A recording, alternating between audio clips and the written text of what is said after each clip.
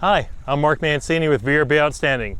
This week's episode is about 5-star reviews and how you can get every single guest to review you and hopefully get those 5 stars each and every time. So stay tuned.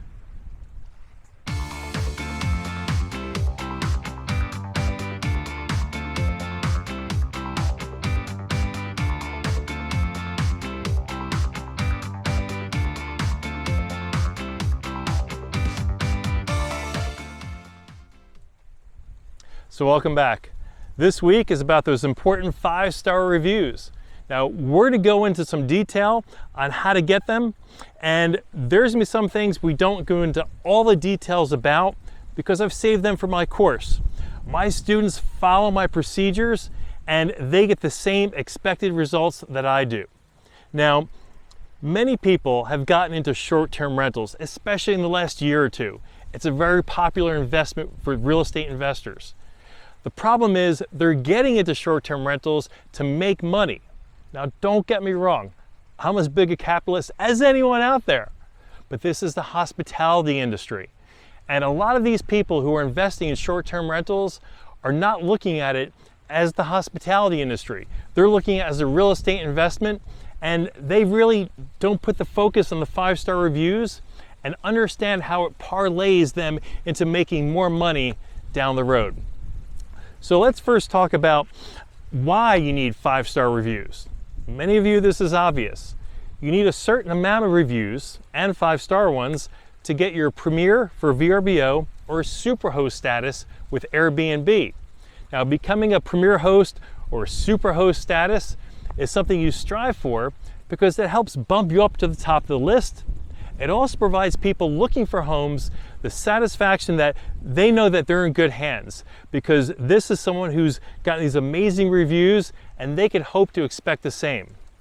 Now, for some of you who are new subscribers to our channel, I welcome you. You may not know some of my background. I've been involved with owning short-term rentals for over a decade. In fact, I've hosted over 400 weeks of stays, which equals contiguously almost 8 years of bookings, okay? So throughout this course of time, I've done things to test out what works and what doesn't work.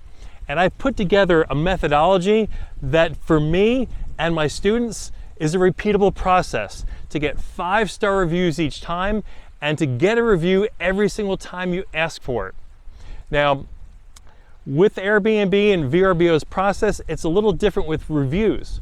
VRBO gives the guest upwards of a year to leave a review, but Airbnb is only 2 weeks. So never fear that review period, because you're gonna lay down the groundwork so you look forward to getting that review. It should never be fearful. Now, people ask me, Mark, how can I get 5-star reviews? Well, you may or may not like this answer. It's never one thing. It's always a combination of multiple little things. As I always say, 1 + 1 = 3. What that means, it's all those little things that add up that get you that 5-star review. Now, one of the things that I want to make sure you're clear on is that you don't need to have a house that looks like the Ritz. It doesn't have to be an opulent palace that gets you a 5-star review each and every time. If you do all the little things right, what happens is you create the 5-star experience no matter where they're staying, okay? All the guest has to understand and realize is that you tried and you cared to show them a 5-star vacation, and in turn, they will give you a 5-star review. Now, one of the things that's very, very important, and a lot of people just simply miss, is that you must set expectations properly. Don't oversell and underdeliver. I'll give you a good example. We're here at the Oasis. This place is gorgeous, but guess what? From June through September, it's seaweed season. And once a week, I'll have my landscapers come and clean all the seaweed off the beach, but about 2 hours after they leave, it doesn't even look like they even showed up. That's part of the keys. But you know what? This is a first world problem. You still have the views, you still have an amazing pool and a house that was cleaned perfectly. We have house cleaners that make it meticulous. Our house cleaners even clean the grill between each guest. When I say clean the grill, I mean scrub it spotless. That's a 5-star review. Remember, it's all of the little things. Now, we're going to go into detail with some of the ways you ask for that 5-star review. Starting with NLP, Neuro-Linguistic Programming. I was first introduced to this in the early 90s by a gentleman whose name at the time was Anthony Robbins. Now he's Tony Robbins. Neuro-linguistic programming is using certain verbiage in order to get an expected result from people. So, in a sense, it's kind of like programming. For instance, if you've ever seen a movie and there are certain key phrases from that movie or the movie spoke to you, they were using neuro-linguistic programming to go ahead and tap into those emotions. So when you ask for the review, and you're going to ask multiple times and you're going to do it very subtle, you'll eventually get the result that you're looking for, which is a 5-star review. In our course at VRBOOutstanding.com, we talk about the 4 contacts. And this is 4 times I reach out to the guest and I leave a subtle hint of the 5-star review. Now, one of the things I've seen in the Facebook groups, and I'm sure you have too, are these, I think they're magnets from Amazon. They stick onto the refrigerator and they explain the 5-star process for the review. Those are good and bad. I'm going to explain what I mean by that. The good part is they explain. Then they explain the 5-star review and what it actually means. People don't know. It is your responsibility to explain that to them. So from an educational perspective, I do think that not a sticker, it's a magnet, has got merit, is because it is very informative and they need to know the difference that a 4-star review is not good. It's basically an 80%, which is a B, almost a C if you were taking a test in school, right? In fact, one more point down to be a 79, that would be a C. They need to understand that 4-star is really a hit. You want that 5-star and you deserve that 5-star. Now, the thing I don't like about that magnet is how it's delivered. It's on a refrigerator, a magnet. It's very impersonal. It's not the way we teach in our course to get that information out to our guests. It needs to be in a way that incentivizes them. We talk about in our previous videos logos and branding and giving the correct gift to guests, not leaving them a bottle of wine or a basket of treats, but a gift with a logo on it.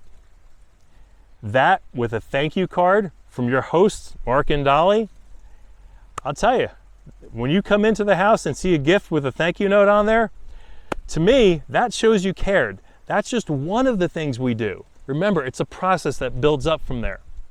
I want to use an analogy. I mean, no disrespect to cooks or chefs, so please understand what I'm saying here. There is a difference between a cook and a chef. A chef will make a recipe. They'll tweak it, add more butter, add some salt, more heat, less heat, something else, okay? And they'll work on the presentation of the dish so it tastes perfect in your mouth. That's a chef.